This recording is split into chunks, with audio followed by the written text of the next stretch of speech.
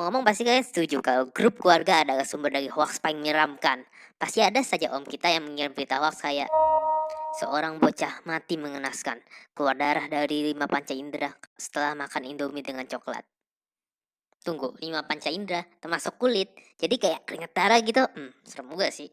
Atau yang paling terkenal yang sudah ada sejak dulu hingga sekarang, hati-hati saat menggunakan tisu di toilet umum. Banyak oknum jahat menyembunyikan jarum yang mengandung darah dari penderita HIV. Saat gue denger ini pas kecil gue langsung gak mau boker di toilet umum lagi.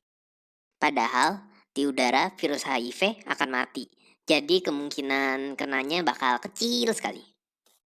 Oh by the way, agak telat sih, tapi bagi yang tidak tahu, hoax itu adalah berita bohong yang dibuat seolah-olah benar. Ya, cuman pengen kasih tahu doang kalau ada yang nggak tahu. Cuman kayaknya semua orang itu pasti kena hoax nggak sih? Jadi kayak tahu hoax itu apa. Kita pas kecil belum ada WA. Hoax diviralkan oleh sebuah teknologi canggih, yaitu adalah infrared. Bila lu pikir Bluetooth sudah lelet, maka kita anak tahun 20-an awal harus bersabar menggunakan infrared. Mungkin anak zaman sekarang udah ngomel-ngomel kalau download film movie kalau lebih dari 1 jam. Tapi kalau dulu ya, kita harus bersabar untuk nge-share satu foto aja. Butuh sejaman. Oke, itu lebay. Tapi kita harus ngepasin lubang infrarednya. Kegeser dikit aja. Harus ulang dari awal. Sekarang mah kirim gambar di line atau WA 1 detik aja kagak ada. Balik ke infrared. Jadi dulu temen gue pernah kirimin video yang viral waktu itu menggunakan infrared. Tahu nggak video ini?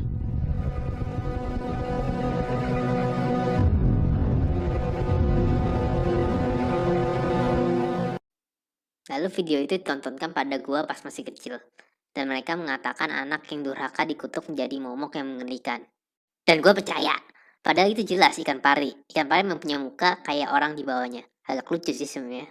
Dipikir lagi dulu gue bodoh juga. Tapi mungkin karena itu gue gak pernah jadi anak durhaka. Dan menjadi anak yang baik untuk orang tua gue. Sebenarnya dipikir lagi mungkin hoax yang orang tua berikan itu ditujukan untuk membuat kita menjadi orang yang lebih baik.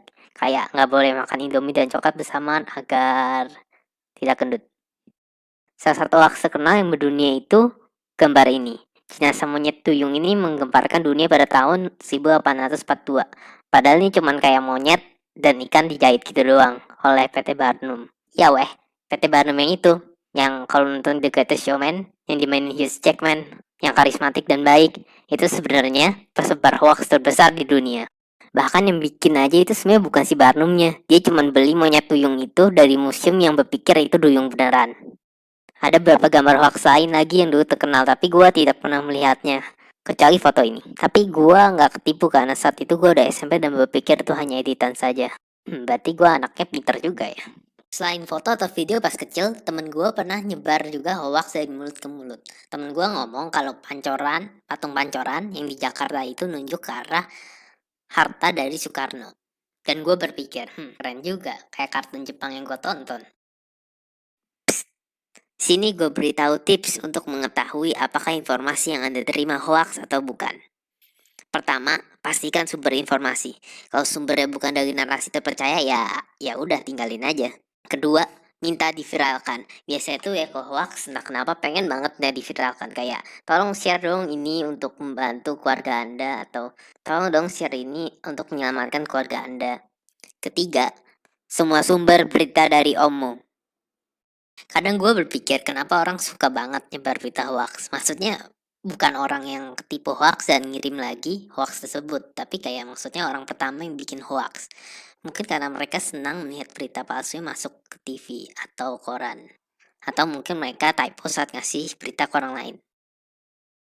Sebenarnya gue sendiri tidak masalah tentang hoax. Bahkan beberapa hoax lucu kayak foto ini atau foto baru-baru ini yang mengatakan kalau Rusia melepas macan sebagai siasat karantina untuk virus corona. Jelas sekali itu hoax, sebagai maksud humor, tapi dengan ada hoax melatih kita untuk menseleksi informasi yang bisa kita percaya atau tidak, karena itu gue tidak sepenuhnya membenci hoax. Kecuali hoax itu dipakai untuk merusak nama orang lain atau bahkan menjatuhkan orang lain.